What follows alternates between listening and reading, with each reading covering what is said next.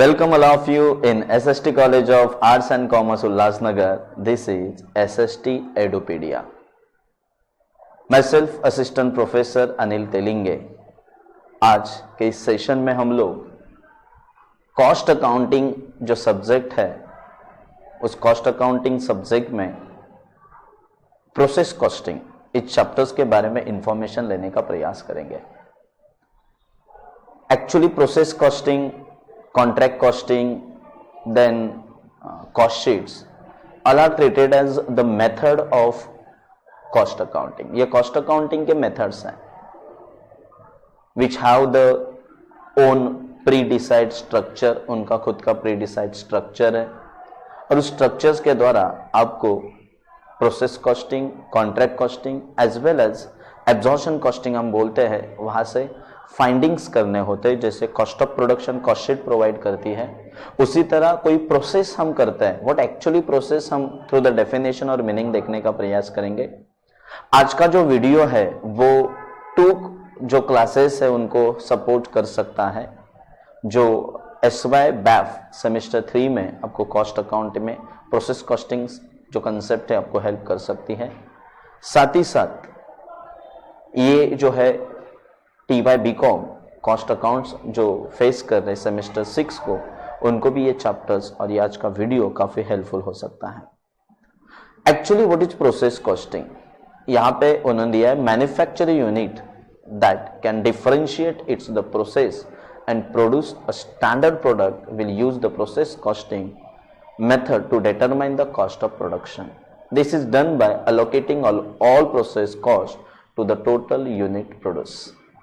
Means some standardized service providers or standardized producers who produce the goods or produce the units by passing so many process. एक process से दूसरे process में यदि unit जाता है, से एग्जाम्पल जो कार मैन्युफैक्चरिंग कंपनी है, कार का जो वो बेसिक पार्ट है, जैसे स्मॉल यूनिट है, एक जगह पे बनाते हैं, फिर उसको एक सेकंड स्टेज में एक्युमुलेटेड किया जाता है, फिर मेन बॉडी के तौर पे कलरिंग एक्सेट्रा करके वो फिनिश कार बनाई जाती है. तो इसी तरह एक प्रोसेस से दूसरे process, so whatever the output of a process it will be the input of next, that is A B process, and output of B process it become the input of the next process. तो ऐसे different process से जब आपका product pass out हो रहा है, तो each process having some product expenses like direct material, direct labor, indirect expenses, wages, overheads, etc.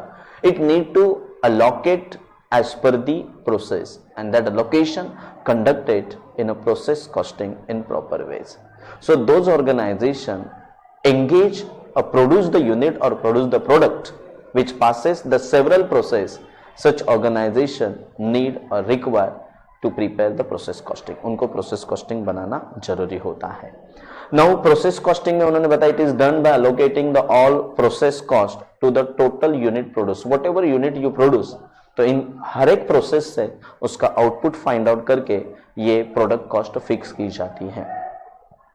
और एक एग्जांपल हम यहाँ पे दे सकते हैं, जैसे कोकोनट ऑयल आपने देखा होगा, जो कोकोनट्स को तोड़ना है, फिर तोड़ने के बाद उसका जो वाटर है बाहर निकालना है. After that process to cut the coconuts and find out or to receive the water मिलाना, फिर उसको एक प्यूरिफिकेशन प्रोसेस में डालना होता है, एंड आफ्टर द प्यूरिफिकेशंस उससे फाइनल जो है वो ऑयल बनता है. तो हर एक प्रोसेस में अलग तरीके का लेबर लगेगा, अलग तरीके का जो अदर ओवरहेड्स लगेंगे, तो इनको प्रॉपर तरीके से एलोकेट करने का काम जिस सिस्टम में किया जाता है, अकाउंटिंग प्रोसेस में किया जाता है, it's called as a process costing. At the start मैंने आपसे बात की थी कि प्रोसेस कॉस्टिंग ये मेथड है, ओके, जिसका सिस्टम, स्ट्रक्चर, ढांचा इट इज वेल मेंशन है, उसी को आपको फॉलो करना है. बट यहाँ पे सर जो प्रोसेस कॉस्टिंग होती है उसकी जो कॉस्ट फाइंड आउट की जाती है वो weighted average cost, standard cost as well as the first in first out, that is FIFO cost methods. TY BAF semester 5 में भी ये प्रोसेस कॉस्टिंग है, बट इंटर प्रोसेस प्रॉफिट है. Then comes to the calculations of WIP, तो ये सब चीजें calculate करते समय थोड़ा सा एक्स्ट्रा नॉलेज आपके पास होना जरूरी है। ये भी हम नेक्स्ट वीडियोस में देखने का प्रयास करेंगे। तो weighted average cost, standard cost and first in first out, that is a FIFO cost system, ये सिस्टम्स यहाँ पे क्या की जाती है सर, एप्लीकेबल की जाती है। सर जो प्रोसेस कॉस्टिंग्स की जाती है तो वहां पे आपको कुछ कंसेप्ट्स पता होने जरूरी है, दैट इज अ टर्म्स पता होने जरूरी है। What is the process? When the one product is a process passes to the another process, मतलब एक प्रोसेस का आउटपुट दूसरे प्रोसेस के लिए इनपुट बनेगा और पर्टिकुलर स्टेज फॉलो करने के बाद एक फाइनल यूनिट प्रोड्यूस होगा, उसी को प्रोसेस कॉस्टिंग बोलते हैं। अभी जाहिर है जो भी इनपुट आप डालने वाले, जैसे कि मैंने रॉ मटेरियल के 100 यूनिट डाले, तो because of the miss handling या अदरवाइज बट नेचुरल, उसमें से कुछ हमारा नॉर्मल लॉस जाने वाला है जो अनअवॉइडेबल होता है। तो प्रोसेस कॉस्टिंग को सीखते समय आपको यह कंसेप्ट भी पता होनी चाहिए, which is treated as a normal loss, a loss that which is inherent in the process operations. It can be expected और एंटिसिपेट, ये एक्सपेक्टेड है और एंटिसिपेट है well in advance. At the time of estimations you can find out और you can be predict its कि इतना % हमारा normal loss हो सकता है। अभी नॉर्मल लॉस के बाद जो लॉस होता है which is treated as abnormal loss. Dear abnormal loss, it is a beyond our limit, मतलब हम ये नॉर्मल इज द हमारे हाथ में नहीं है, बट एबनॉर्मल लॉस हम इसको अवॉइड कर सकते हैं, because abnormal loss is a such types of loss because of mismanagement, because of mishandling, आपके यहाँ से mismanagement हुआ, mishandling हुआ, उसके वजह से जो भी नुकसान होता है which is treated as a abnormal loss। तो abnormal loss proper planning, proper organizing, proper management से आप इसको क्या कर सकते हैं, अवॉइड कर सकते हैं। तो abnormal loss means that loss which is caused because of unexpected और abnormal conditions such as accident हुआ, मशीन ब्रेकडाउन हुआ, सब स्टैंडर्ड मटेरियल आप यूज कर चुके हैं, तो इसके वजह से जो भी मैनमेड भी हम बोल सकते हैं, मिस हैंडलिंग के वजह से जो भी लॉस होता है उसे हम एबनॉर्मल लॉस बोलते हैं। से एग्जांपल, अपने 100 यूनिट्स मटेरियल डाले, 10% आपने नॉर्मल लॉस एज्यूम किया, तो 100 में से 10 यूनिट्स सपोज आपके नॉर्मल में गए, तो आपका आउटपुट कितना होना चाहिए सर, 90 यूनिट्स होना चाहिए। बट आपका आउटपुट यदि 85 आ रहा है, 80 आ रहा है, तो ये जो 10 का फासला है which is treated as abnormal loss, उसे एबनॉर्मल लॉस बोला जाता है।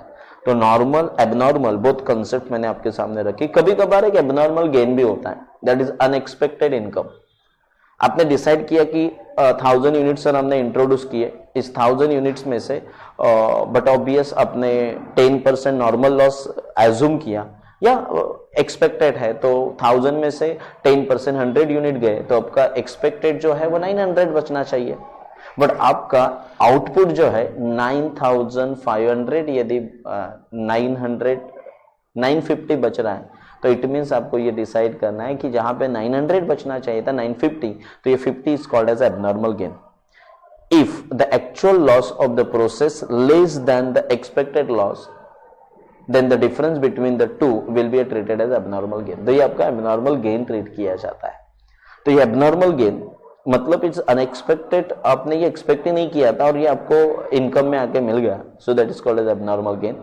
सो as and when you all are solving the problem regarding to the process costing, ये 3 कंसेप्ट, उसके बाद सर जब हम कॉस्ट फाइंड आउट करते हैं एट द एंड, तो कुछ नहीं है, डेबिट की कॉस्ट माइनस क्रेडिट का जो कॉस्ट होता है वो आपको माइनस करके डिवाइडेड बाय जो अभी यूनिट इंट्रोड्यूस कर रहे हैं, debit unit minus credit unit, इससे आप प्रॉपर अलोकेशन करेंगे, प्रॉपर कैलकुलेशंस करेंगे, तो you will find out the cost per unit, और वही कॉस्ट पर यूनिट आपको आगे हेल्पफुल होने वाली है to calculate the cost per unit which transfer to the next process.